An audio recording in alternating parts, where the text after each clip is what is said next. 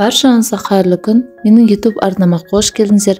Бүгін мен сіздермен Pulmicort пен Беридуалдың айырмашылығы неде екенін айтатын боламын. Каналыма жазылып, лайк басып, қолдап кетіңіздер. Беридуал мен Pulmicort әртүрлі әсер ету механизмі бар препараттар. Олар бір-бірін ауыстыра алмайды. Демікпе мен хобыл емдеуде бірін-бірі толықтырады. Pulmicort Беридуалдан ерекшеленеді. Бұл гормоналды дәрі. Pulmicort бронхтағы қабыну және аллергиялық реакцияларды төмендетеді. Нәтижесінде шырышта қабықтың ісінуі басылып, тыныс алу жолдарының өткізгіштігі қалпына келеді. Ал Беридуал жедел жағдайларда тиімдірек. Pulmicort өршудің алдын алу және көрсеткіштер кезінде ұзақ мерзімді терапия үшін тиімдірек. Салбутамол, Pulmicort және Беридуалды өзін-өзі емдеу үшін қолдануға болмайды.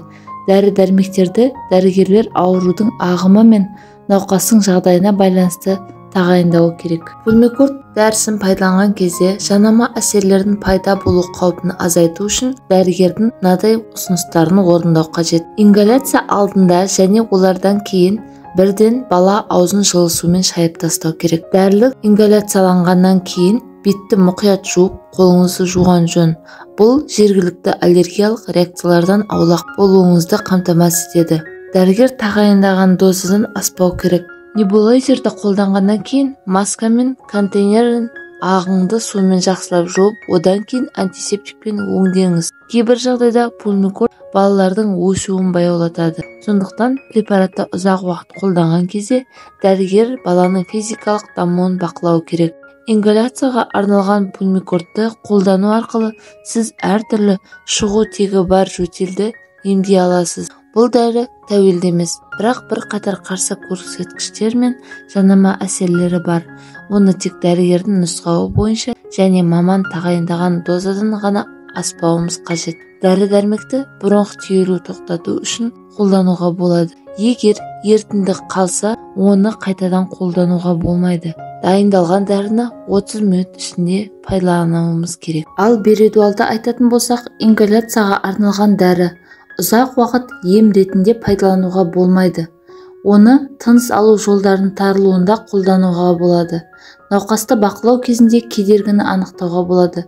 Бұл тыныс алудың қиындатуымен және тыныс алу кезінде айқын ысқырықпен көрінеді. Егер мұндай белгілер болмаса, амбрасол немесе лазолван сияқты қақырық түсіретін әсері бар арнайы ингаляцияға арналған дәрілерді қолданған дұрыс.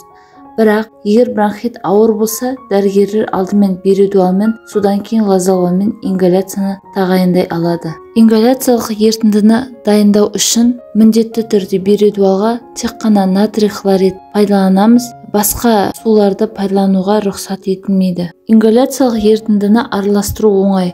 2 сұйықтық бөлме температурасында болуы керек.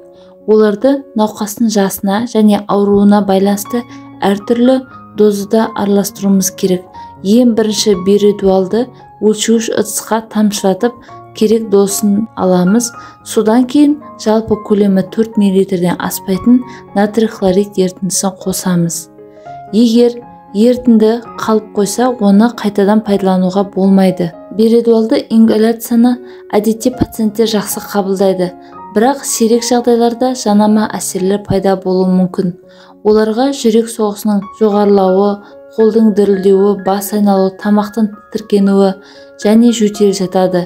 Егер пациент ингаляциядан кейін қандай да бір ыңғайсыздықты сезінсе, дәрігермен кеңесу керек.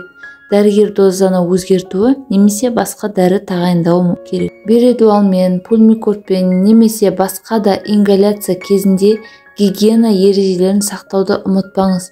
Процедурадан бұрын қолдарыңыз таза болу керек. Ал ингаляторды алдын ала жуып, кептіріп қойыңыз. Бұл ықтималдық инфекциялардың алдын алуға және дәрі-дәрмектің тиімділігін сақтауға көмектеседі. Және де ингаляциялық ерітінділерді процедурадан бұрын еріткіш ретінде 0,9% натрий хлорид стерилді жағдайда дайындау керек. Ағынды және қайнатылған су ингаляцияға жарамсыз. Ингаляция кезінде терең және баяу демалыңыз. Ингаляция аяқталғаннан кейін небулайзерді нұсқаулыққа сәйкес өңдеңіз. Ингалятормен қанша тыныс алуымыз керек?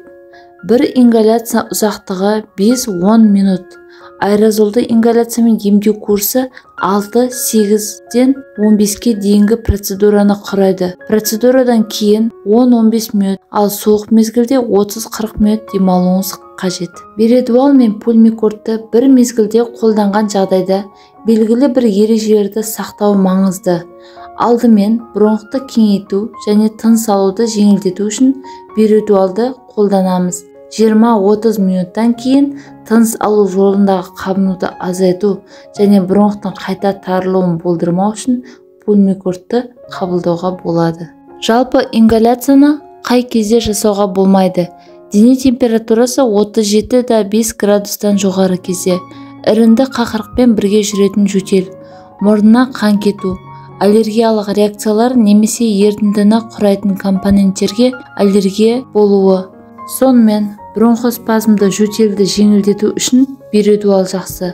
Ал бронхта, трахеяда немесе көмейде ісіну кезінде пульмикорт жақсы.